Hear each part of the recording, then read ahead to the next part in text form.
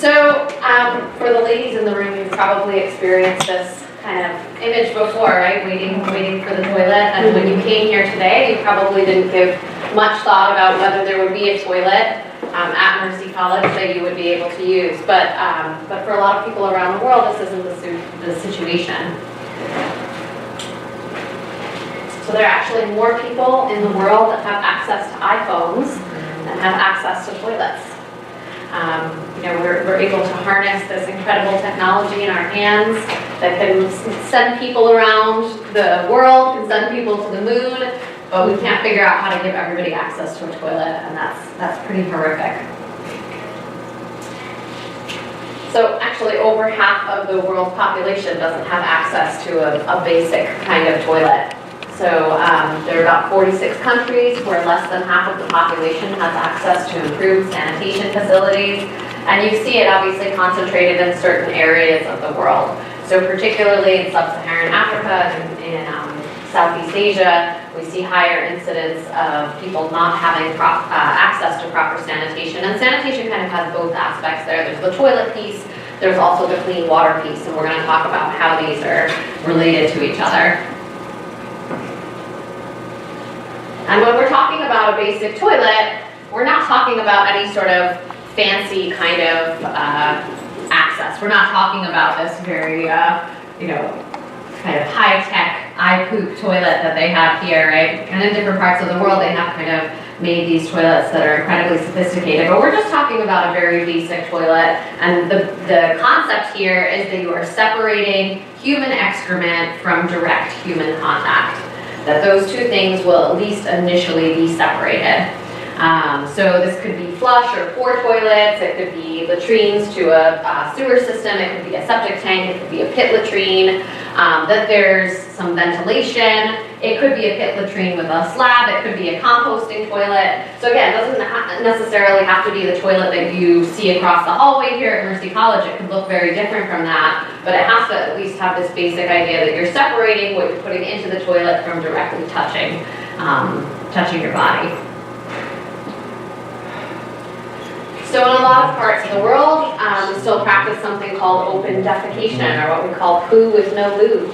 Right? So a little under 1 billion people around the world still practice open defecation, particularly high levels in India. So about 65% of the population in India practices open defecation, which means that they are going out into an open environment with no kind of surrounding air toilets. So under certain circumstances, this doesn't necessarily have a direct impact on sanitation, but if you're doing this in an urban environment, it's certainly going to impact your health. If you're doing it in kind of an open environment, if you're going into the woods or going into a jungle area, that's not necessarily going to immediately contaminate the area unless you're doing it by a water source, but it certainly opens you up to other sorts of situations. We'll talk about that in just a minute. The goal is to eliminate open defecation in India by next year, so we only have a couple of months. Doesn't seem like we're going to be able to tackle that 560 million people who are still practicing this. Studying the framework for all of the problems and the possible solutions and calling out the urgency of this issue. And part of the interesting thing about the urgency is that there's an urgent need not just to build toilets and clean sanitation systems, but to change the mindset of people so we understand what toilets really do, what they are, and what is really causing the problem with them. And I know this from firsthand experience, having been a fecaphobic American for most of my life, who was astonished when I went to Borneo in 1985 after graduating from Harvard, thinking I understood biological systems, because that's what I studied, biological anthropology, with a lot of lab work that I did when I was at Harvard, and a lot of field work. And I get to Borneo, and we're in the remote part of the jungle, and I have a choice for how I can go to the bathroom. I can either use a pit latrine, or I can go in the river. And both seem to me completely insane. Where's the flush toilet? Where's and when we say a pit latrine, it meant walking into a place in the jungle where we had 2 boards laid down over a pit, a shallow pit, and no barrier at all. It was just the jungle. And then the boards were there because the mud would make it impossible if you didn't have something solid to put your feet on. And you squatted. And I remember that first night in the jungle in the rain, squatting, over this pit in the jungle, wondering, who's watching, orangutans, lizards, and watching with the glow of a kerosene lantern the ruby red shining lights of the eyes of dung beetles, who immediately sensed, as soon as I started, that there was nutrients to be found, and came flying with this buzzing whir, like little helicopter, through my legs, and then flew out carrying the gifts that I had bestowed upon them. And I was fascinated. This ritual became part of what my daily life was like for a year. You'd go out there day or night, you'd do your business, and the dung beetles would be right there, and they would bundle it up and take it away. And after you got over your initial startled feeling of fear, you realized these were your little allies, and they were making sure that those nutrients got evenly distributed so that the jungle could flourish, and that you were a part of that as a contributor. The next thing is moving to another site in the jungle. There were no pit latrines, nor did we have the capability to dig them at the time that we were there, but there was a river. And I thought, I've heard and been witness to many stories of contamination where people crap in the water and the people downstream get hurt by it. So I checked with the local Malayu people that we were living with, and they said, oh, that's only the case if they have overwhelmed the abilities of the fish. Here we have not. There's not so many of us here, so come do your business. And I noticed that when I went to the river to do my business, the fish came and ate it all up. And then we went at night with lanterns and spearfishes, and we speared the fish. And the attitude of the Malayu people was, you're feeding the fish, and that's a good thing. So I thought, well, this is really weird. Now I'm learning from two different sites and two different jungles that the fish and the insects and the other wildlife depend on the nutrients that we bring back to them. And yet I've grown up thinking this is a horrible thing that will cause disease. That troubled me because I went to another place in Sumatra where I got very sick and had to go to the hospital because of fecal contamination of the water, which made me go back to the other jungle site and say, hey, what's going on? And they said, well, they obviously overwhelmed the fish. You can't do this.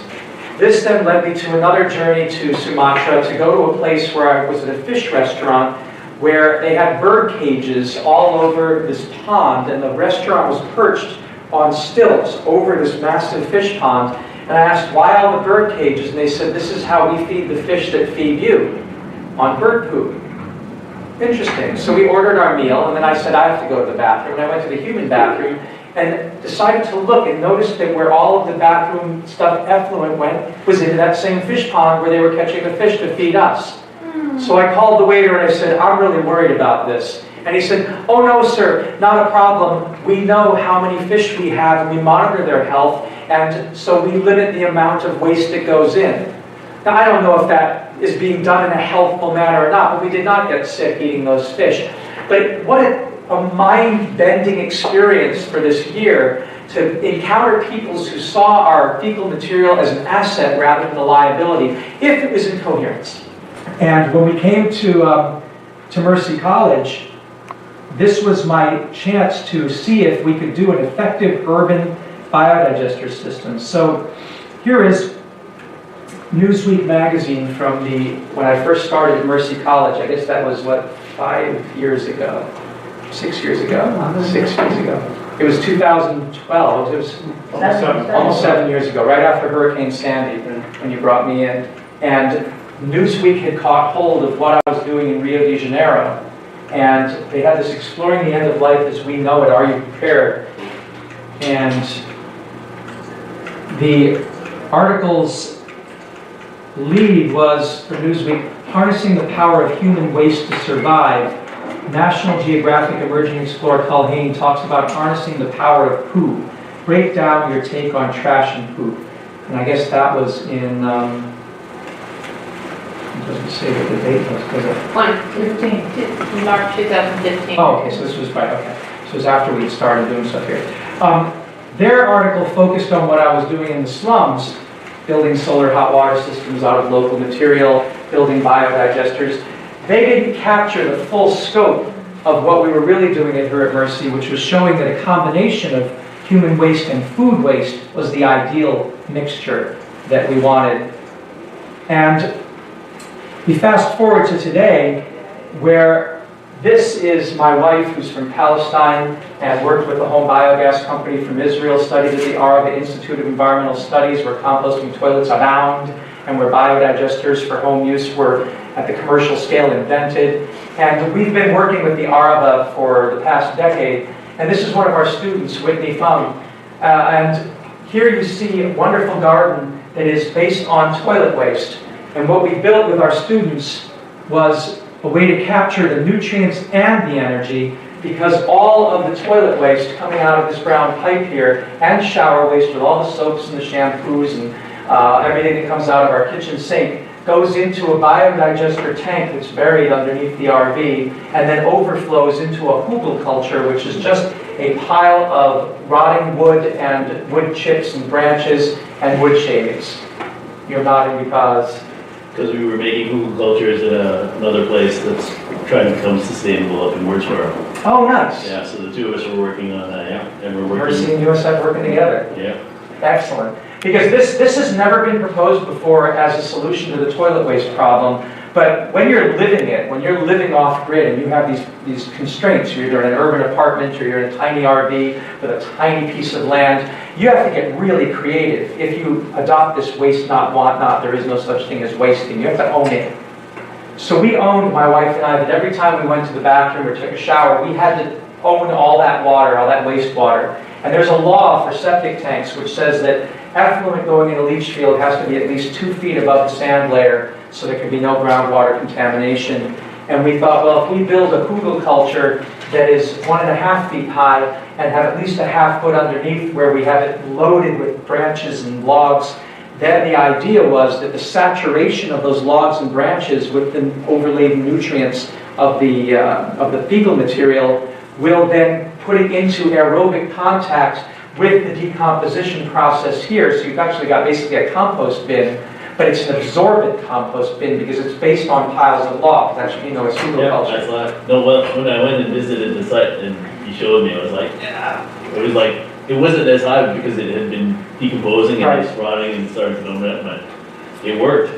It works tremendously, but nobody used toilet waste in yours, did they? Yeah. No, so hugelkultur's been known by the Germans and the Austrians for decades and decades. It's a preferred way of putting nutrients and creating soil, basically, from deadfall. We just, with our students, came up with this idea that the tank could be a biodigester, so that replaces the septic tank.